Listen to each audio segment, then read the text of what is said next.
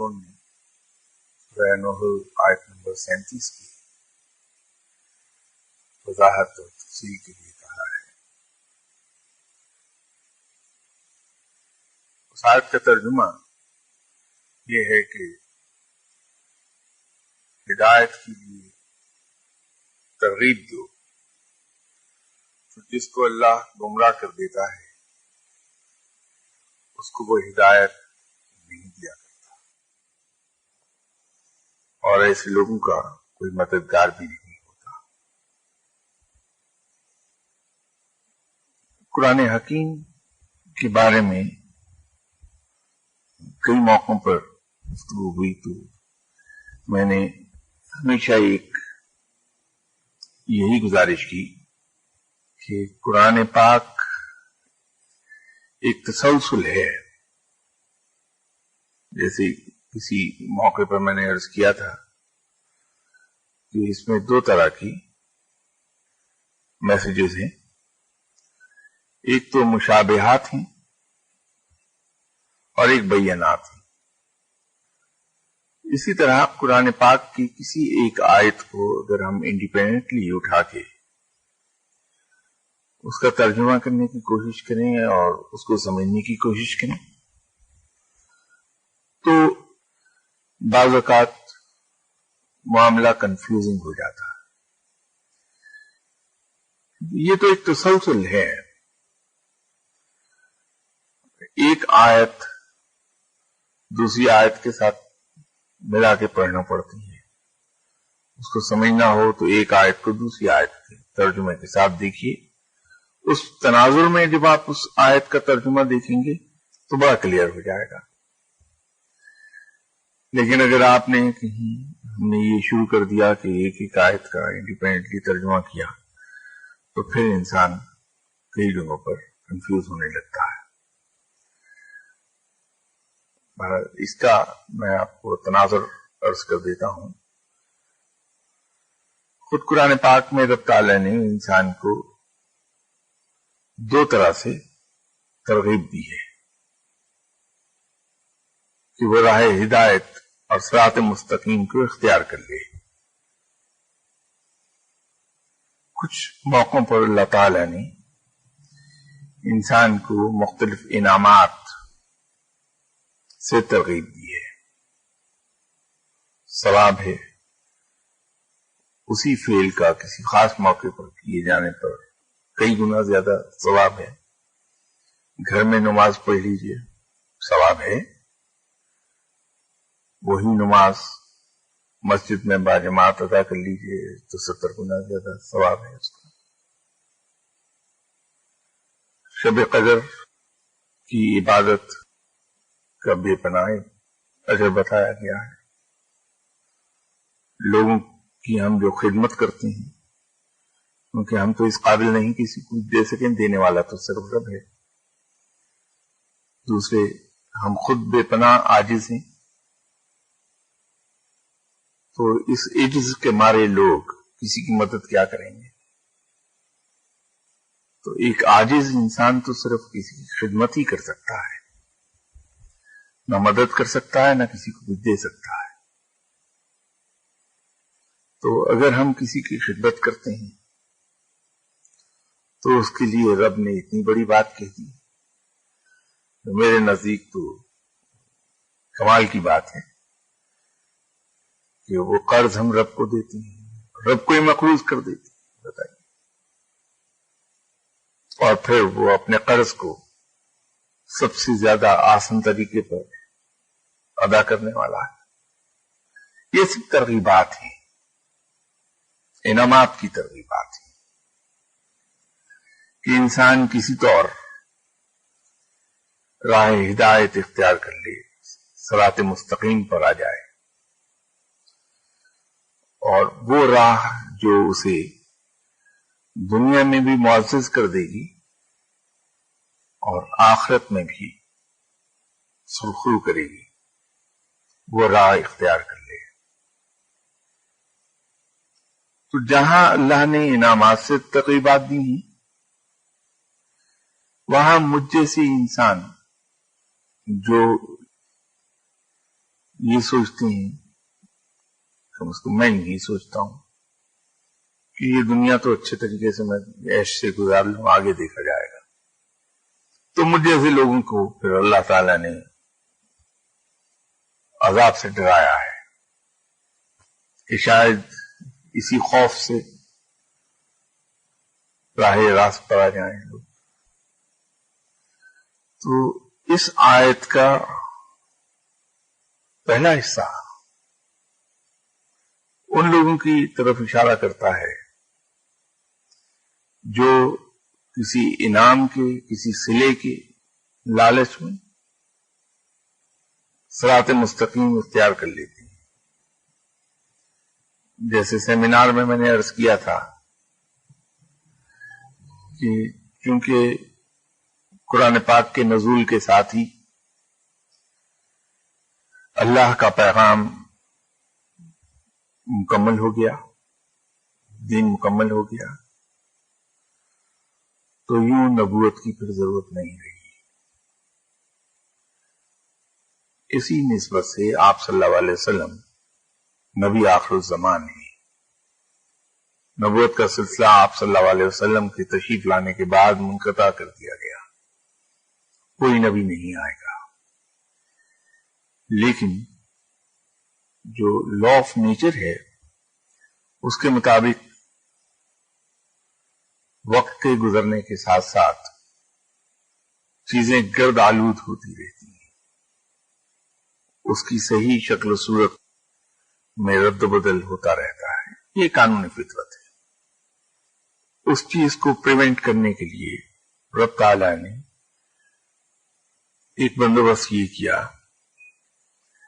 کہ ہر صدی کے ختم ہونے پر یہ زیادہ واضح ہو جائے گا کہ at the turn of each century ایک مجدد بھیجتا ہے اللہ، اور ہر 1000 سال کے بعد ایک مجدد کامل بھیجتا ہے. جیسے میں نے سیمینار میں مثال دی تھی کہ دین اکبری ایک نیا فتنہ اٹھا تھا، اور یہ وہ دور تھا جب 1000 سال اسلام کو مکمل ہو رہے تھے. تو حضرت مجدد الافسانی کو بھیج دیا گیا. انہوں نے آ کے اس فتنے کو جڑ سے اکھاڑا. اسلام کے اندر جو جو چیزیں شامل کرنے کی کوشش کی گئی تھی ان تمام رسومات کو، ان تمام چیزوں کو ختم کیا، اور اسلام پھر اپنی اوریجنل شکل میں لوگوں کے درمیان پھیلنے لگا. تو اسلام کو گرد و غبار سے بچانے کے لیے تو یہ سلسلہ جاری کیا اللہ نے. تبلیغ کی ذمہ داری اللہ نے علماء کے کندھوں پہ ڈال دی. جب نبوت کا سلسلہ جاری تھا تو یہ کام نبی کرتے تھے، رسول کرتے تھے، پیغمبر کرتے تھے. جب وہ سلسلہ منقطع ہو گیا وحی کا، دین مکمل ہو چکا، کوئی اور نبی نہیں آئے گا، تو یہ ذمہ داری پھر علماء کو سونپ دی گئی. ایک اور ذریعہ اسلام کو پھیلانے کا اللہ نے جاری کیا. وہ سمجھنے کی سہولت کے لیے میں پھر رپیٹ کر دوں تاکہ کنفیوژن نہ ہو کہ صرف سمجھنے کی حد تک اور سمجھنے میں آسانی کے لیے میں ایک یہ لفظ استعمال کر رہا ہوں، ادروائز اس کی کوئی حقیقت نہیں ہے. کہ پریکٹیکل وے آف پریچنگ اللہ نے انٹروڈیوس کرایا. تبلیغ تو ایک ہی ہے، صرف میں سمجھنے کی سہولت کے لیے عرض کر رہا ہوں کہ عالم وہ ہے جو صرف یہ بتاتا ہے کہ یہ چیز کیا ہے، یا یوں کہ یہ کیا چیز کیا ہے، واٹ از واٹ. لیکن فقیر پریکٹیکل تبلیغ کرتا ہے. وہ یہ سکھاتا ہے کہ کسی چیز کو کیا کیسے جاتا ہے. عالم میں اور فقیر میں فرق یہی ہے کہ عالم چیزوں کو ڈیفائن کرتا ہے اور فقیر سکھاتا ہے کہ اس چیز کو کیسے کیا جائے گا. دونوں کے رول اس لحاظ سے تھوڑے سے مختلف ہیں. اسی لیے عالم کو جب آپ تبلیغ کرتے دیکھیں گے تو تقریر کے ذریعے سے یا تحریر سے تبلیغ کرتا ہے. تحریر و تقریر عالم کا حصہ ہے. فقیر پرسنل ایگزامپل کے ذریعے سے تبلیغ کرتا ہے. وہ اسلام کو اپنی ذات پر پوری طرح طاری کرتا ہے. لوگ اس کے ثمرات دیکھتے ہیں اور ان ثمرات کے ذریعے ترغیب پاتے ہیں اور اسلام کی طرف چلے آتے ہیں. جو پہلے سے الحمدللہ مسلمان ہیں، اللہ کا کرم ہے ان پر، وہ پریکٹیکل مسلم بنتے ہیں فقیر کی زندگی کو دیکھتے ہیں.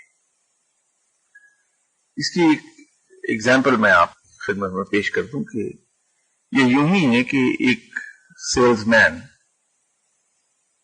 کھڑا ہو سر راہ، اس کے ہاتھ میں دنیا کی بہترین وٹامنز ہوں، ملٹی وٹامنز اور ملٹی منرلز، لیکن اس سیلز مین کی حالت یہ ہے کہ جسم پر گوشت کا نشان آپ کو نظر نہ آئے، نکاحت سے اس کی ٹانگیں کانپ رہی ہوں، آواز میں لغزش ہو اور ہاتھ بہت زوروں سے کانپ رہے ہوں. اس میں اس نے وہ دنیا کی بہترین ملٹی وٹامنز اور ملٹی منرلز پکڑی ہوئی ہوں اور وہ لوگوں سے کہہ رہا ہو کہ بھائیو، میں یہ دنیا کی بہترین ملٹی وٹامنز بیچ رہا ہوں، یہ میں خود کھاتا ہوں، مجھے دیکھو میں کتنا صحت مند ہوں، تم بھی یہ کھایا کرو. تو بھلے وہ وٹامنز واقعتاً دنیا کی بہترین کیوں نہ ہو، اس کو کھانے سے انسان بے پناہ صحت مند کیوں نہ ہوتا ہو، لیکن اس سیلز مین کی حالت دیکھ کے جو یہ کلیم کر رہا ہے کہ یہ میں ملٹی وٹامنز کھاتا ہوں، ان ملٹی وٹامنز کو کوئی نہیں خریدے گا.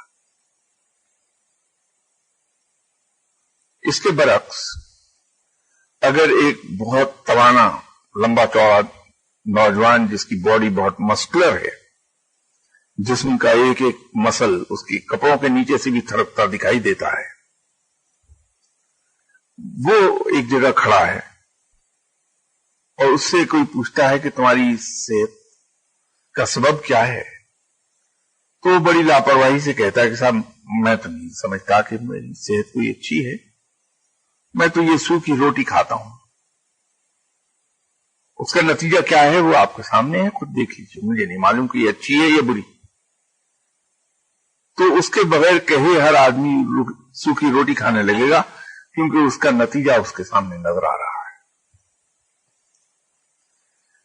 تو فقیر جب اسلام کی تبلیغ کرتا ہے تو وہ پریکٹیکل طریقے سے تبلیغ کرتا ہے،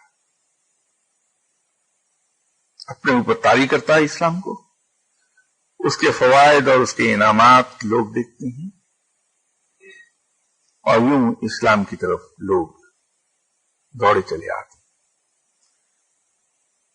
وہ بھی ترغیب دے رہا ہے. تو اس آیت میں جو لفظ للچاؤ کا استعمال کیا ہے رب نے، وہ یہی ہے کہ لوگوں کو ترغیب دو، چاہے لفظوں کے ذریعے سے، چاہے پریکٹیکل ڈیمونسٹریشن کے ذریعے سے، لیکن ان کو ترغیب دو. تو جو لوگ اس کے ذریعے ہدایت پا جائیں گے وہ ہدایت یافتہ کہلائیں گے، رب کو عزیز ہوں گے. لیکن اس کے باوجود، ان تمام کوششوں کے باوجود کہ ان کو لالچ بھی دیا جائے گا، انعامات دکھائے جائیں گے کہ یہ ملیں گے، عذاب سے ڈرایا جائے گا، پھر بھی کچھ لوگ ایسے ہوں گے جو کسی طور بھی اس پیغام کو مانیں گے نہیں. تو جیسے سورہ بقرہ کی ابتدا ہی میں رب نے کہا کہ یہ وہ لوگ ہیں جن کے دلوں پر کفر لگا دیے گئے، مہریں لگا دی گئی، ان کے دل سیاہ کر دیے گئے ہیں، وہ ہدایت کی طرف نہیں آئیں گے. تو اس آیت کا بقایا حصہ ان لوگوں کی طرف اشارہ کرتا ہے جن لوگوں کے دلوں پر قفل لگا دیے گئے ہیں، مہریں لگا دی گئی ہیں، سیاہ کر دیے گئے ہیں، وہ کسی طور اس پیغام کو نہیں مانیں گے۔ آپ صلی اللہ علیہ وسلم کے دور میں کفار کا ایک بڑا حصہ وہ تھا جو کسی طور اللہ کے اس پیغام کو نہ صرف یہ کہ ماننا نہیں چاہتا تھا، بلکہ اس کی تبلیغ کی بھی اجازت دینے کو تیار نہیں تھا۔ اشارہ انہی لوگوں کی طرف ہے جو نہ تو کسی انعام کی لالچ کے تحت اور نہ کسی عذاب کے خوف کے تحت اسلام کی طرف آتے ہیں، بلکہ اپنے ہی اس غلط ایمان پر قائم رہتے ہیں جو انہوں نے قائم کر رکھا ہے۔ یہ باقی آیت کا حصہ ان لوگوں کی تو جو مخاطب کرتا ہے۔ امید ہے کہ اس کی وضاحت سے آپ سیٹسفائی ہو گئی ہوں گی جن کا یہ سوال ہے۔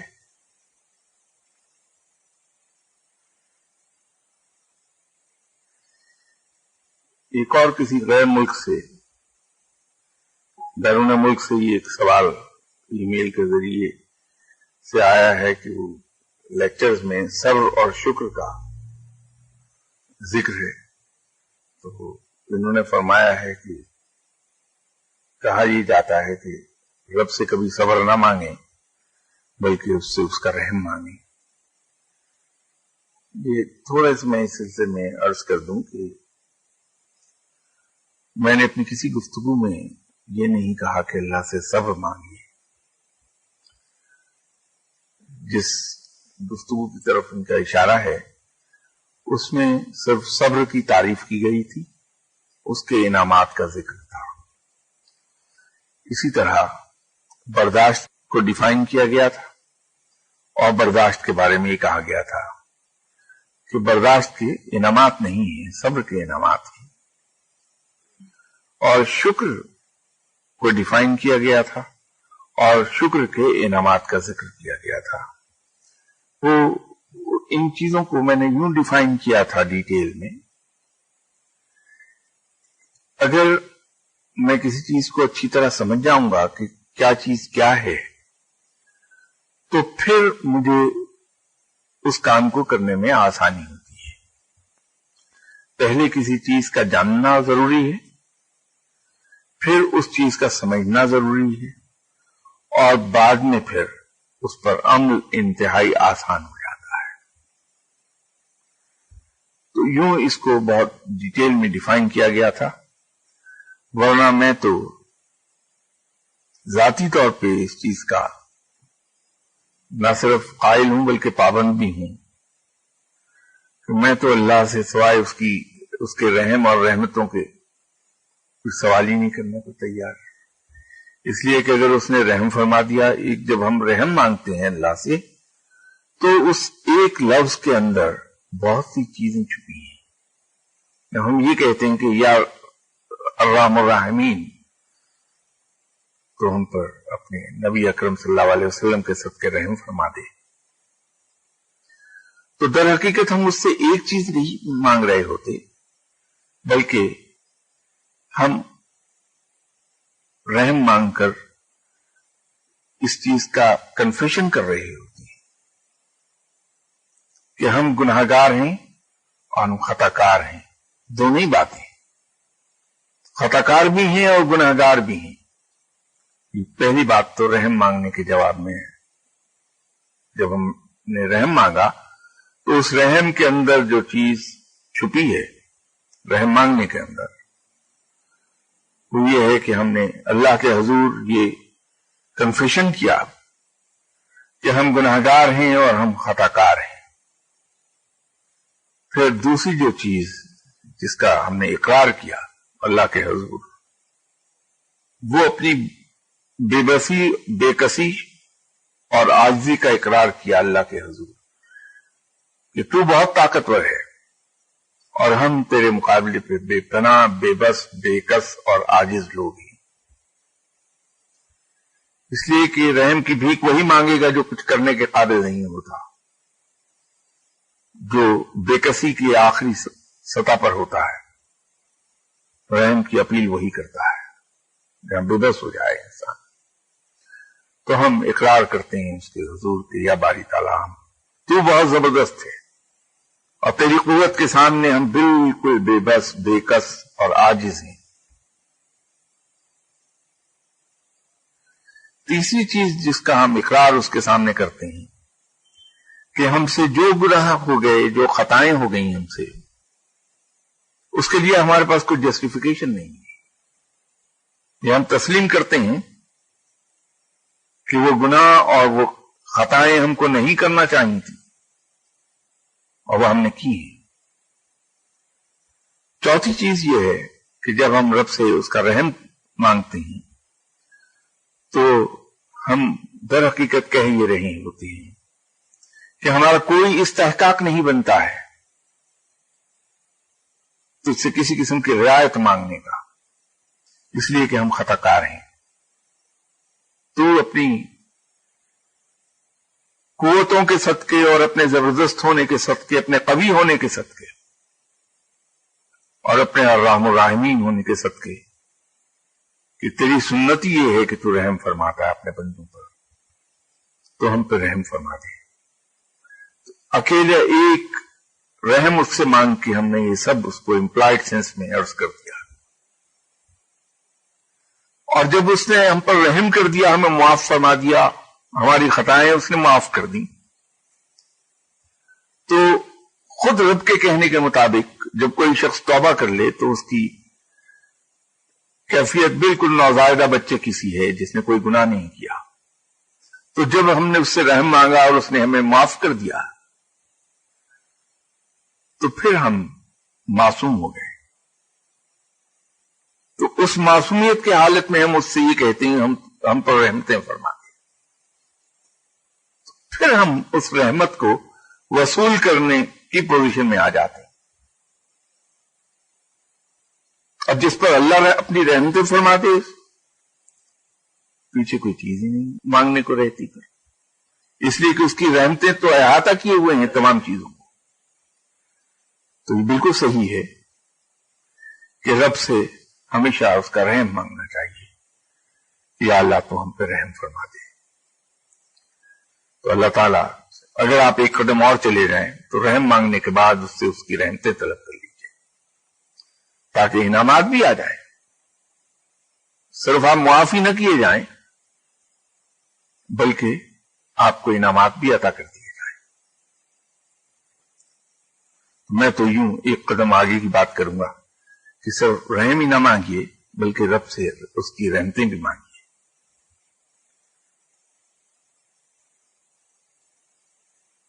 یہ کسی صاحب نے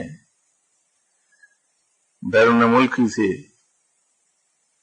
کچھ چیزیں لکھی ہیں، انہوں نے در حقیقت پہلے مجھے یہ لکھا تھا کہ اسم اعظم کیا ہے اور انہیں اسم اعظم دے دیا جائے، تو اس کے جواب میں نے انہیں ای میل پر جواب دیا تھا کہ صاحب اسم اعظم کو ڈسکلوز کرنے کی اجازت نہیں ہے۔ تو انہوں نے ایک سوال یہ پوچھا ہے مجھ سے کہ اگر ان ناموں کو، اسم اعظم کو ڈسکلوز نہیں کیا جا سکتا تو یہ پھر بہت سے لوگوں تک کیسے پہنچیں گے؟ اور دوسری بات میرے انجوائے کرنے کی ہے کہ اگر یہ بتایا نہیں جا سکتا تو مجھے معلوم ہے کہ آپ کے پاس ایک اسم اعظم ہے، آپ کو کس نے بتایا؟ میں اس کے سلسلے میں یہ عرض کر دوں کہ روحانیت کے اندر تین چیزیں ہیں، تین لیولز ہیں۔ اس کو اگر ہم دنیاوی زبان میں بات کریں گے تو جیسے ہم بات کرتے ہیں، کوئی ایک سبجیکٹ لے لیجئے، اکنامکس لے لیجئے تاکہ سب لوگوں کو سمجھنے میں آسانی رہے، تو جو اکنامکس کو شروع میں پڑھتے ہیں وہ کتاب کا نام ہی شاید فنڈامنٹلز آف اکنامکس ہے، کم از کم ہمارے زمانے میں تو اس کا نام یہی ہوا کرتا تھا، فنڈامنٹلز آف اکنامکس۔ یہ بگنرز کو پڑھایا جاتا ہے، تو جو انسان آگے بڑھتا ہے یہ اس کا معیار بڑھتا جاتا ہے، حتیٰ کہ جب انسان اس میں ماسٹرز کر رہا ہوتا ہے پھر مائکرو اکنامکس اور میکرو اکنامکس اور میگا اکنامکس کی بات ہونے لگتی ہے. اگر کسی بگنر ہی کو بجائے اس کی بنیادی چیزیں سکھانے کے مائکرو میکرو اور میگا اکنامکس کی باتیں کر لی جائیں اس کے ساتھ تو اس کے سر کے اوپر سے گزر جائیں گے, سمجھ ہی کچھ نہیں آئے گی, ساری عمر وہ بھٹکتا رہے گا. تو روحانیت میں اللہ تعالیٰ نے کچھ چیزیں تو وہ ہیں جس کو ہم یوں کہہ سکتے ہیں کہ introduction to spiritualism, introduction to تصوف, وہ ابتدائی باتیں ہیں.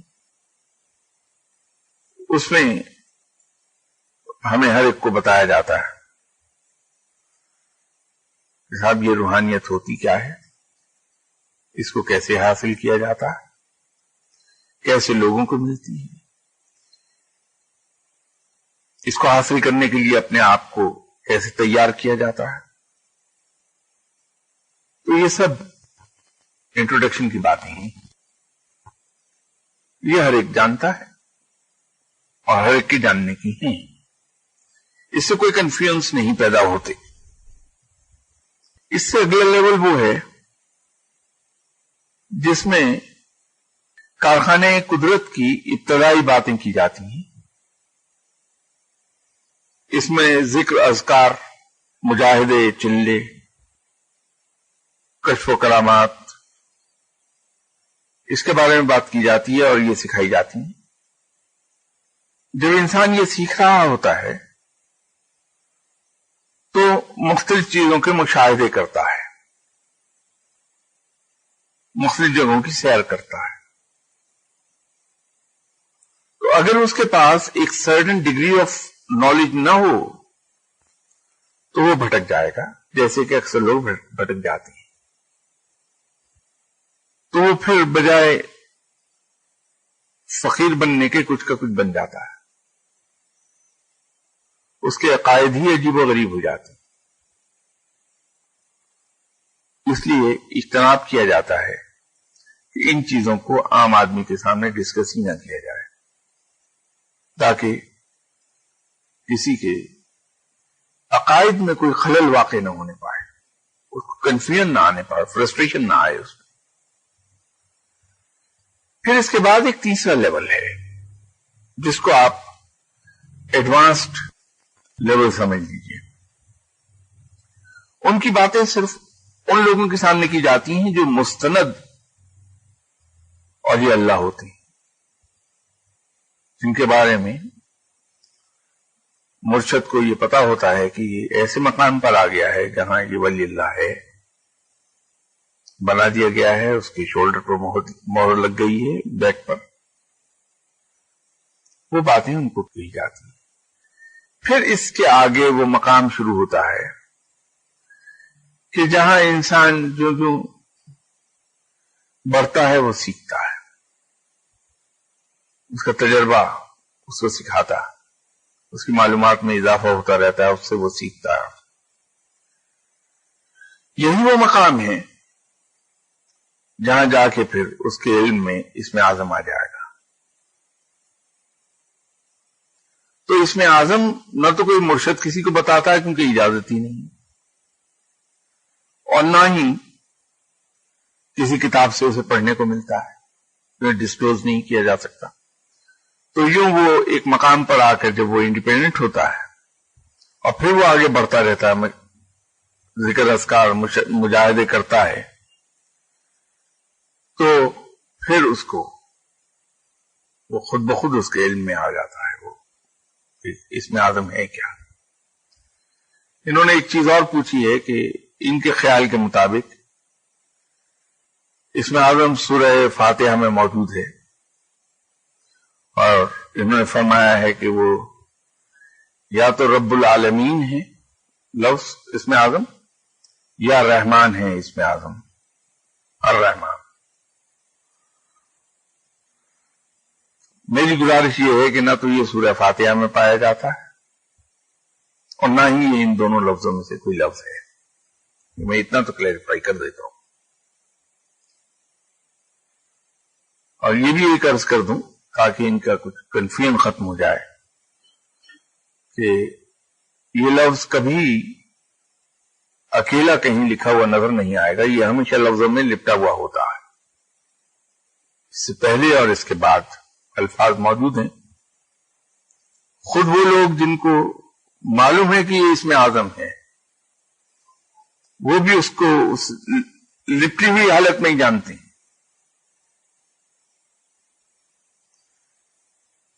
تو یہ بہرحال یہ وہ ورڈ نہیں ہے جو اسم اعظم ہے، لیکن چونکہ رب تعالیٰ کے نام ہیں بڑے مبارک ہیں اور ان کی اپنی قوتیں ہیں، اور ان کو پڑھنے والا انعامات سے نوازا جاتا ہے، اس کو بہت سے تصرفات حاصل ہو جاتے ہیں. اس کو پڑھنے والے کو ضرور انہیں پڑھنا چاہیے، خواہ وہ اسم اعظم ہیں یا نہیں، اس بحث سے قطع نظر ضرور پڑھیے، بہت برکتیں حاصل ہوں گی اس سے.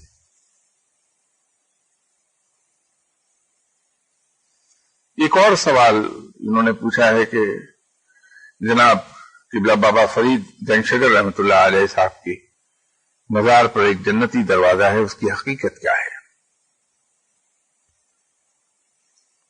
ایک تو روایت ہے جو سب کے علم میں ہے، اس کی بیک گراؤنڈ میں عرض کر دیتا ہوں، اگرچہ مجھے خود معلوم نہیں ہے لیکن میرا گمان ہے کہ اس کی اصلیت یہی ہونی چاہیے کہ بابا صاحب نے جب یہ فرمایا تو کہ یہ جو آدمی اس دروازے سے گزرے گا جنتی ہو جائے گا، ادھر حقیقت اس وقت یہ کمرہ بابا صاحب کا حجرہ ہوا کرتا تھا. آپ کی رہائش بھی اسی میں تھی، آپ عبادت بھی اسی حجرے میں کیا کرتے تھے جہاں آج کل وہ آرام فرما رہے ہیں. یہ کچا تھا اس وقت. اس حجرے میں آنے کی اجازت بابا صاحب کی قریبی حلقے ہی کو تھی، ورنہ باقی لوگ تو اس کے صحن میں بیٹھا کرتے تھے. دوسرے حجرے بنے تھے جہاں وہ رہتے تھے، مہمان خانہ ہوا کرتا تھا یہاں، مسافر خانہ کے لیجیے اسے، جہاں لوگ آ کے ٹھہرتے تھے. اس کے برابر ہی بازو میں لنگر خانہ تھا جہاں سے آئے ہوئے مہمانوں کو، مسافروں کو کھانا کھلایا جاتا تھا. لیکن خود بابا صاحب کے حجرے میں داخلہ ان لوگوں کا تھا جو قریبی تھے، اور بابا صاحب کے قریبی لوگ تو صرف وہ تھے جو پریکٹیکل مسلمز تھے. اسلام کو انہوں نے اپنی زندگی پر طاری کیا ہوا تھا. تو جو انسان اسلام میں پورے کا پورا داخل ہو جاتا ہے وہ مومن ہے، اور مومن جنتی ہوتا ہے. تو بابا صاحب کے تو قریبی حلقوں میں صرف وہی تھے جو مسلط قسم کے مسلمان تھے، پریکٹیکل مسلمز تھے، تو وہ تو جنتی ہوں گی. تو یوں یہ روایت ہے کہ اس دروازے سے گزرنے والا شخص جنتی ہو جاتا ہے کہ بابا صاحب کے قریب اگر آپ کو جانا ہے، بابا صاحب کے قریبی مقربین میں آنا ہے آپ نے، تو پھر آپ کے لیے لازم ہے کہ اسلام پر پوری طرح کاربند ہوں. اللہ نے جن چیزوں سے منع فرمایا ہے ان سے ہم دور رہیں، اور جن چیزوں کی تلقین کی ہے اس کو خوش دلی کے ساتھ ان پہ عمل پیرا ہوں. تو بابا صاحب کے مقربین میں چلے جائیں گے. بابا کے مقربین میں جائیں گے تو اتنے نیک ہو چکے ہوں گے کہ رب تعالیٰ اپنی رحمت کے صدقے جنت عطا فرما دے گا. تو یوں اس دروازے سے گزرنے والا آدمی جنتی ہے. میں تو یہ سمجھتا ہوں. کسی صاحب کا بیرون ملک سے ہی سوال ہے کہ what is the real nature of حسن سلوک with parents in اسلام؟ یہ تو جگہ جگہ کتابوں میں ہم لوگ پڑھتے ہی ہیں، بچپن سے پڑھتے چلے آئے ہیں. قرآن پاک میں بھی ہے کہ تمہارے والدین میں سے یا ان میں سے ایک، والدین یا ان میں سے ایک اگر تمہارے سامنے بڑھاپے کو جا پہنچے تو پھر انہیں اف نہ کہو. میرے نزدیک والدین کے ساتھ حسن سلوک یہ ہے کہ ان کی نہ صرف یہ کہ عزت کی جائے، نہ صرف یہ کہ ان کی تمام ضروریات کا خیال رکھا جائے، بلکہ ان کی دلجوئی بھی بہت ضروری ہے۔ تو اگر ہم ان کا احترام کرتے ہیں، عزت کرتے ہیں، ان کی تمام ضروریات کا اس انداز میں خیال رکھتے ہیں کہ انہیں کبھی اپنی کسی ضرورت کے اظہار کی نوبت ہی نہ آئے، اور ان کی دلجوئی بھی کرتے ہیں، تو یہ حسن سلوک ہو جائے گا۔ دلجوئی کے معاملے میں ہم لوگوں سے اکثر سے کوتاہی ہو جاتی ہے، یہ بہت لازم ہے۔ اگر ہم حسن سلوک کرنا چاہتے ہیں تو ان کی دلجوئی ضرور کی جائے، باقی چیزوں کے ساتھ ساتھ۔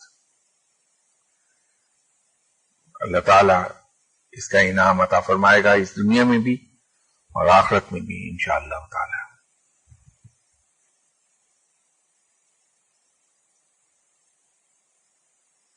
ایک صاحب نے جناب قبلہ سرکار سید علاء الدین علی احمد صابر صاحب کے بارے میں جاننا چاہا ہے۔ اب مجھے نہیں معلوم کہ سرکار کے بارے میں کیا جاننا چاہتے ہیں، اگر کلیئر کر دیتے تو میں کچھ عرض کر پاتا ان سے۔ آپ والد کی طرف سے جناب حضرت پیران پیر غوث الاعظم دستگیر صاحب کی اولاد سے ہیں، والدہ کی طرف سے بابا فرید کے خاندان سے ہیں کہ آپ کی والدہ محترمہ بابا فرید صاحب کی سگی بہن تھی۔ والد کا انتقال ارلی ایج میں ہو گیا تھا، تو ان کی والدہ بابا صاحب کے پاس لے آئی تھی، یعنی اپنے بھائی کے پاس۔ تو بچپن ہی میں، لڑکپن میں انہیں ماموں کے حوالے کر دیا تھا۔ ماموں بھی اپنی جگہ کمال کے ولی اللہ سے بابا فرید صاحب، جن کی پرواز سدرۃ المنتہا تک ہے۔ تو بابا صاحب کی تربیت یافتہ ہیں حضرت صاحب۔ بابا صاحب نے اپنی خلافت بھی عطا فرمائی تھی حضرت صاحب کو،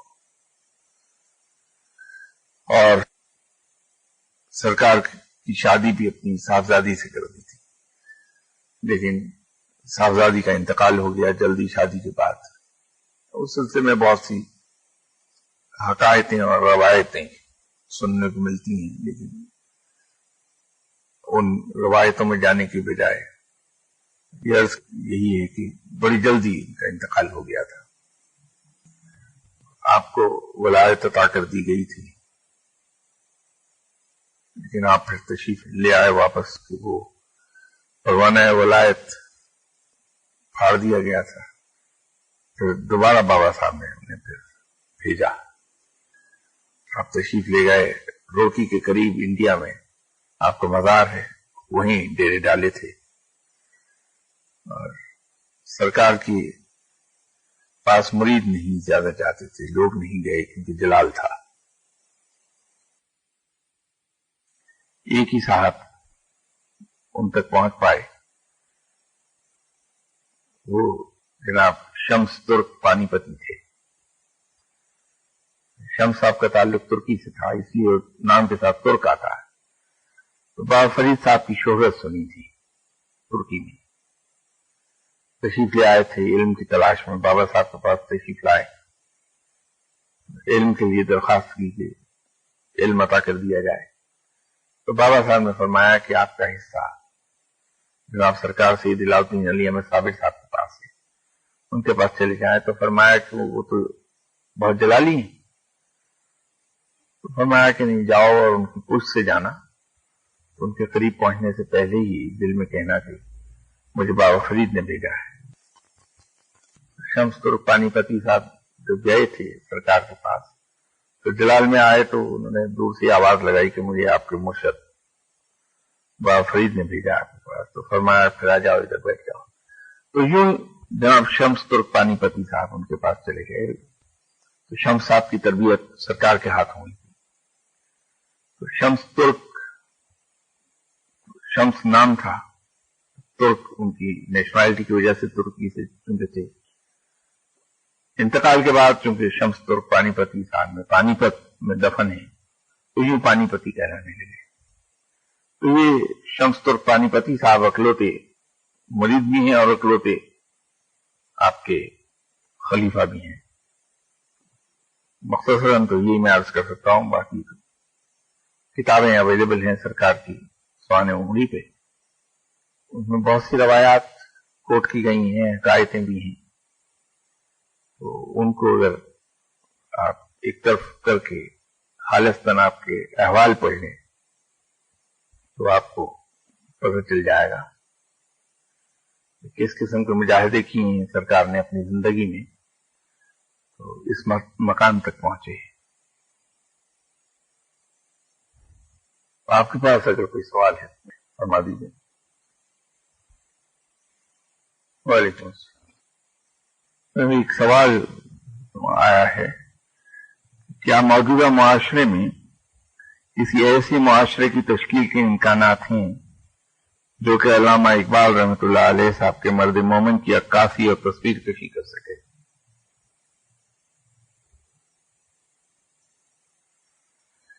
मायूसी गुनाह है इस्लाम में, और अल्लाह ताला भी हर वक्त उम्मीद रहने के लिए कहता है। फिर एक और बात रब ताला ने फरमाई है कि मुझसे अच्छे गुमान रखो, मैं अच्छा ही करूंगा। तो हमें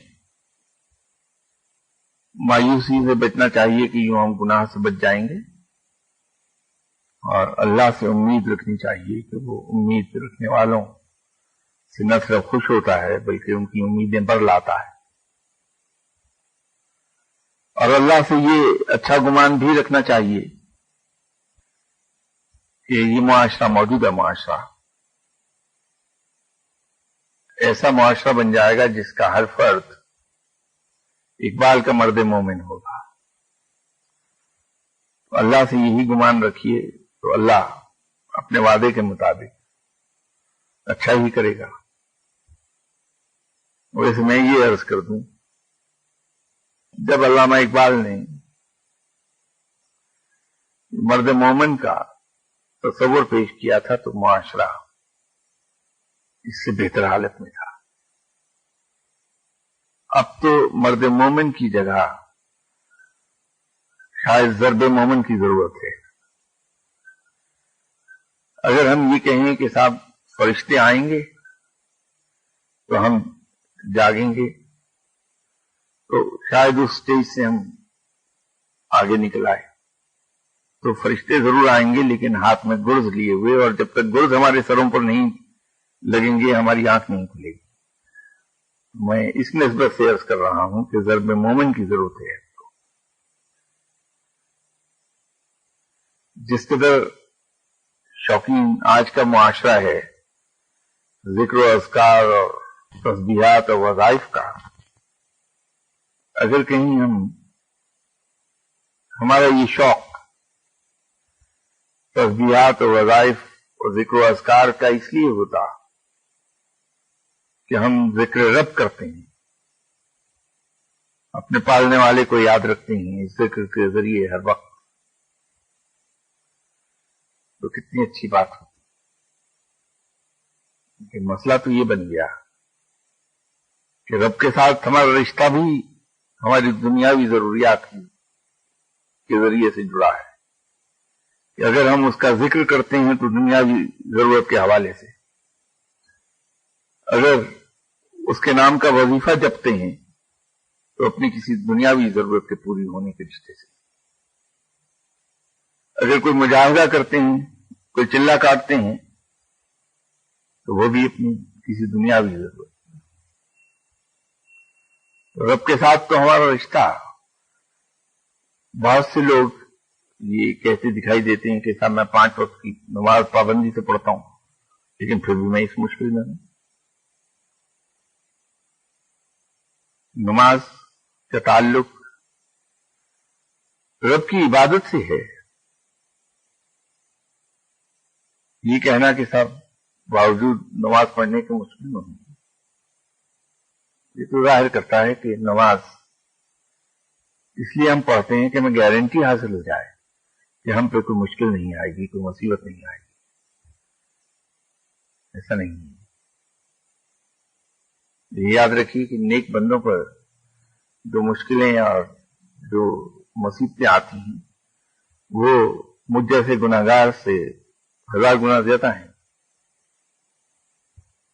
آپ کسی پیغمبر کی زندگی اٹھا کے دیکھ لیجیے، انتہائی مشکل میں زندگی ہے دنیاوی اینگل سے، دنیاوی مال و زر اور دنیاوی آسائشوں سے ہمیشہ ہی دامن پایا ہے.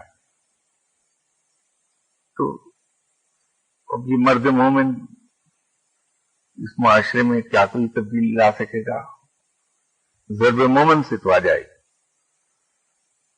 لیکن بہرحال پھر بھی وہی میں بات آپ سے کروں گا کہ اللہ سے بہتری کی امید رکھیے اور انشاءاللہ ضرور اللہ بہتری فرمائے گا.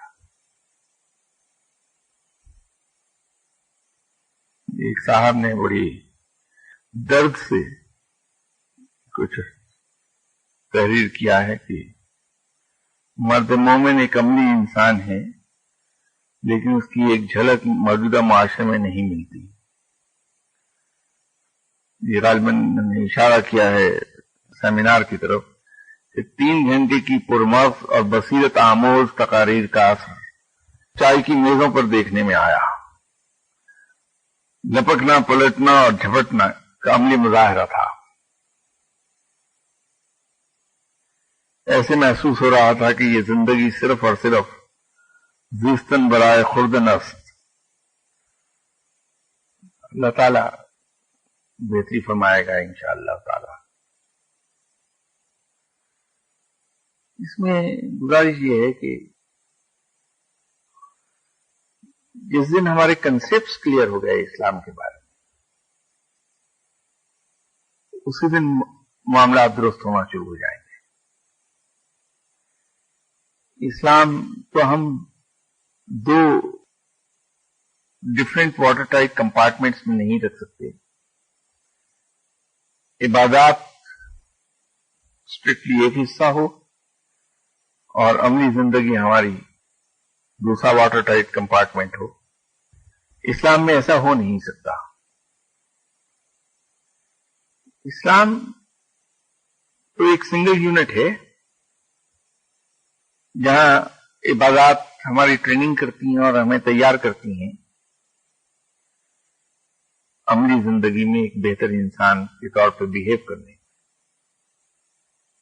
تو جہاں یہ صورتحال ہو کہ رب نے اس کو اس انداز میں تشکیل دیا ہو، اس طرح فارمولیٹ کیا ہو کہ عبادات ہمیں تیار کریں گی عملی زندگی کے لیے، عملی زندگی میں ہم بہترین انسان ہو جائیں. ایسا انسان جس میں تحمل، درگزر، ایثار اور قربانی کا جذبہ بے پناہ ہو. تو ہم اسے 2 واٹر ٹائٹ کمپارٹمنٹس میں تقسیم کیسے کر سکتے ہیں؟ اس کی ایک بہترین مثال یوں ہو سکتی ہے کہ نماز جیسی بنیادی اور اہم عبادت which forms the very basis of Islam، اس کے بارے میں یہ فرمایا کہ اگر تمہاری نماز تمہیں برائیوں سے روک دے تو نماز ہے. تو اسی سے اندازہ ہو جاتا ہے کہ عبادات کیا ہیں. یہ ذکر اذکار اور یہ وظیفے جیسے میں نے ابھی عرض کیا تھا کہ ہم بدقسمتی سے اسے دنیاوی حصول کا ذریعہ بنا بیٹھے. یہ ظلم ہے کہ رب تعالیٰ نے قرآن اتارا تھا اس لیے کہ ہمیں سیدھا راستہ دکھائی دے جائے، ہم یہ جان لیں کہ سیدھا راستہ کیا ہے، اللہ کا پسندیدہ راستہ کیا ہے. اور قرآن کی تمام تعلیمات ایک ہی ڈائریکشن میں ہیں کہ اس دنیا کی محبت ہمارے دل سے نکل جائے تاکہ ہم نیک کام کرنے لگیں. وہ قرآن جو دنیا کو ہمارے دل سے نکالنے کے لیے اترا، ہم نے اس قرآن کے مختلف حصوں کو دنیا کے حصول کا ذریعہ بنایا ہے. یہ ایک عجیب چیز ہے.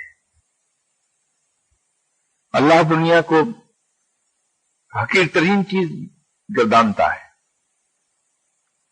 اس کے رسول صلی اللہ علیہ وسلم مری ہوئی بکری جس کا گوشت سڑ رہا ہے، جس میں کیڑے چل رہے ہیں، اس کے ایک بال سے بھی زیادہ حقیر قرار دیتے ہیں اس دنیا کو، کہ رب کے نزدیک دنیا کی ویلیو اس گلی ہوئی سڑی ہوئی بکری کے ایک بال کے برابر بھی نہیں ہے.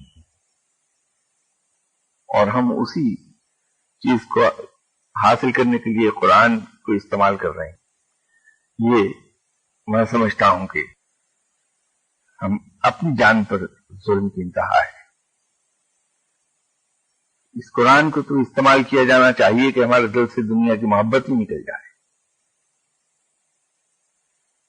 بہت سیریس باتوں کی طرف لے گیا کیونکہ آپ کے کھانے کا ٹائم ہو رہا ہے.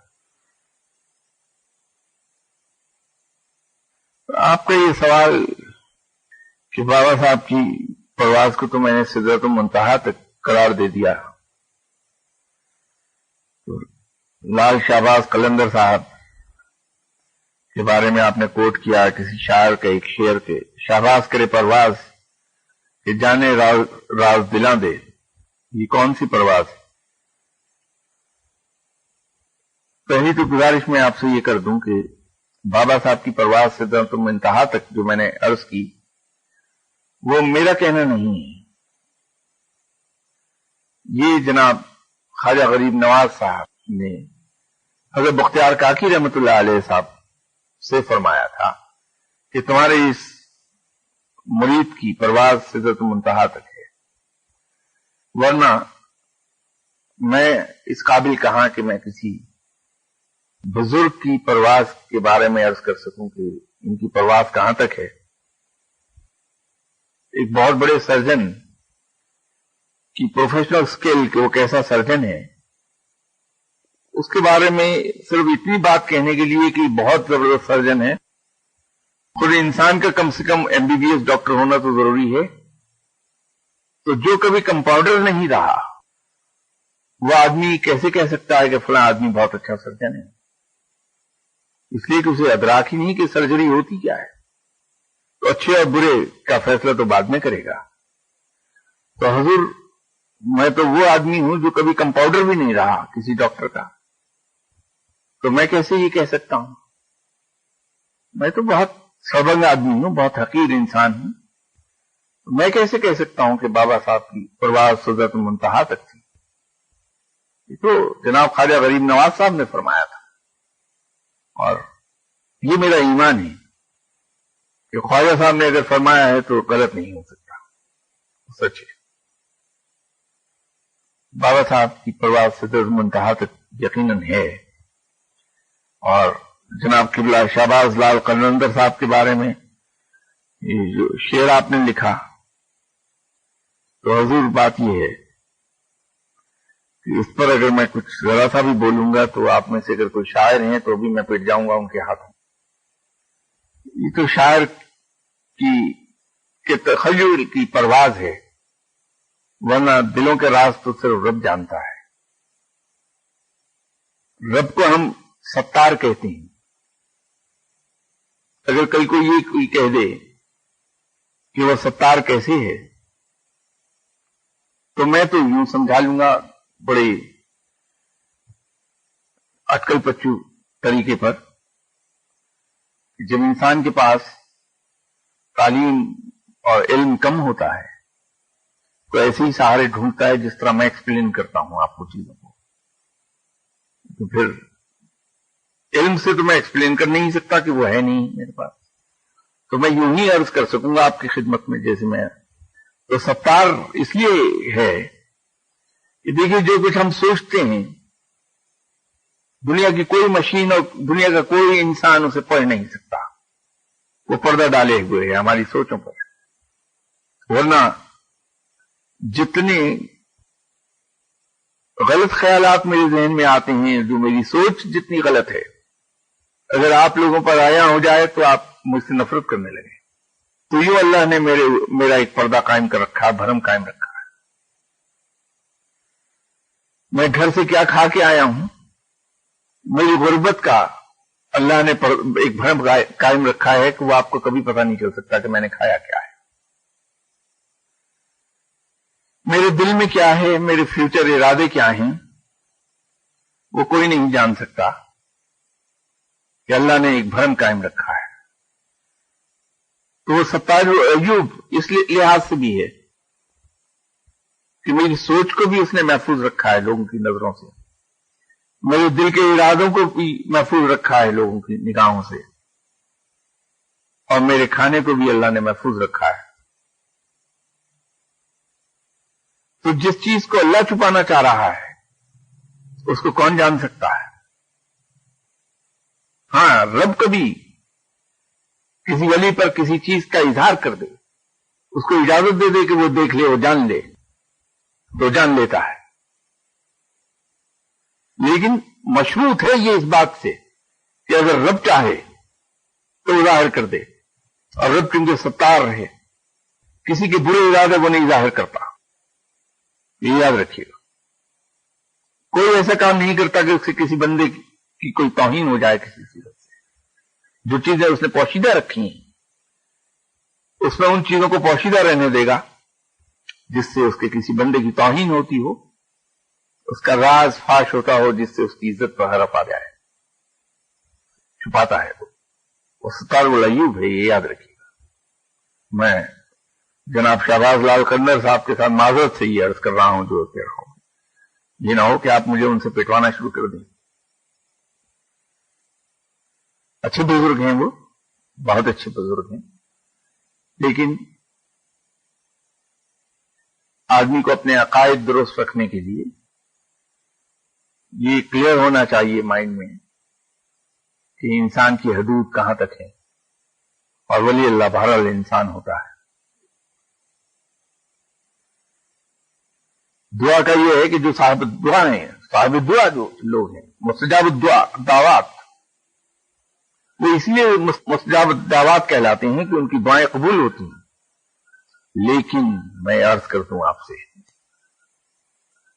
उनकी दुआएं भी 100% कबूल नहीं हो पाती, इसलिए कि रब अपनी मर्जी का मालिक है, वो पूरी कायनात को ऑपरेट करता है। 100% दुआ उनकी भी कबूल नहीं होती, और ऐसे लोगों की जिंदगी में भी वक्त आता रहता है, वक्तन फक्तन।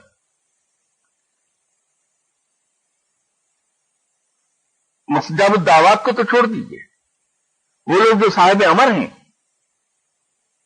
कि जो जुबान से कहते हैं वो रब ने कर दिया, समझ लीजिए अल्लाह ताला ने उन पर ऐसी रहमतें नाज़िल फरमाई हैं, ऐसे तसर्रुफात अता फरमाए हैं कि वो साहिब अमर हैं। खुद उन पर ये वक्त आता रहता है वक्तन फक्तन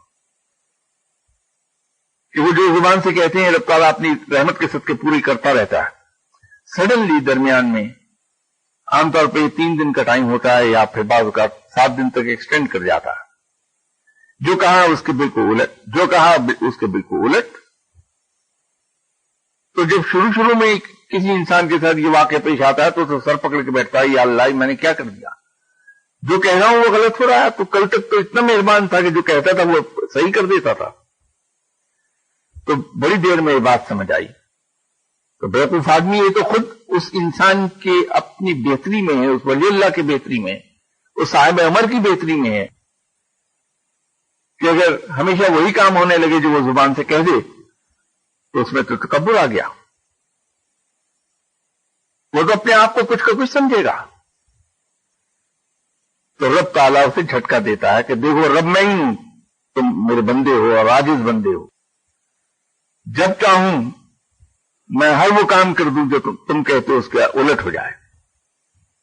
तो वो दोबारा से अपनी आजिजी पे आता है, जमीन पे पांव लगने लगते हैं। وہ اپنے بندوں کی عزت کرواتا ہے، بندوں کے درمیان ان کو عزت عطا کر دیتا ہے۔ سڈنلی کوئی ایسا واقعہ درمیان میں پیش آ جائے گا کہ وہی لوگ جو اسے جھک جھک کے سلام کرتے تھے اس پر تھوکنے لگتے ہیں۔ ہوتا ہے یہ، وہ صرف اس لیے ہوتا ہے کہ انسان میں تکبر نہ آنے پائے، اس کا دوست ایک ایسے کام سے بچ جائے جو رب کو قطعی طور پر پسند نہیں، جو تمام علم کو، تمام مقامات کو کھا جاتا ہے، تو رب بچاتا ہے۔ تو ولی اللہ کے بارے میں بھی کبھی آپ اس خوش فہمی میں نہ رہیے کہ اسے آپ کے دلوں کا حال پتہ چل جائے گا، صرف وہاں تک جان پائے گا جہاں تک رب دکھانا چاہے گا، اس سے آگے اس کی مجال نہیں۔ اس کی دعا وہیں تک قبول ہوگی جہاں تک رب چاہے گا، اس سے آگے اس کی مجال نہیں کہ آنکھ اٹھا جائے۔ صاحب عمر کی کہی بات اسی وقت تک پوری ہوگی جب تک رب چاہے گا، کیونکہ اسی کے رحمتے ہیں، اسی کے عطا کردہ تصرفات ہیں اس کے۔ رب جب چاہے ان چیزوں کو واپس لے لے، کوئی پر نہیں مار سکتا۔ تو بھائیو، ولی اللہ آپ سے بھی زیادہ مجبور انسان ہے، یہ میں عرض کر دوں آپ سے۔ کبھی اس کو اپنے سے سپیریئر مت جانیے، نہیں، وہ تو بیچارہ آپ سے بھی کیا گزرا ہے، ہر لمحے اللہ کے چھینٹے کھاتا رہتا ہے، آپ زیادہ مزے میں۔ کہاں بیچارے شہباز لال قلندر صاحب کو آپ نے غائب دان بنا دیا؟ غائب دان تو صرف رب ہے، بڑائی کے بارے میں۔ جس طرح سے کسی صاحب نے صرف ایک جملہ کہہ کے جھگڑے ہی سارے ختم کر دیے تھے، قصہ مختصر، بعد از خدا بزرگ ہوئی، اللہ کے بعد سب سے بڑے آپ صلی اللہ علیہ وسلم، جھگڑا ہی ختم ہو گیا۔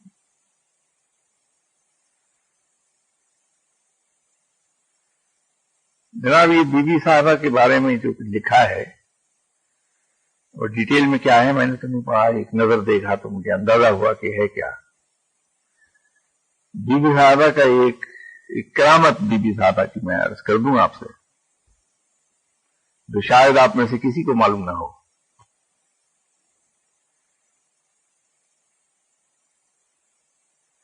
بی بی صاحبہ کی ایک کرامت یہ ہے،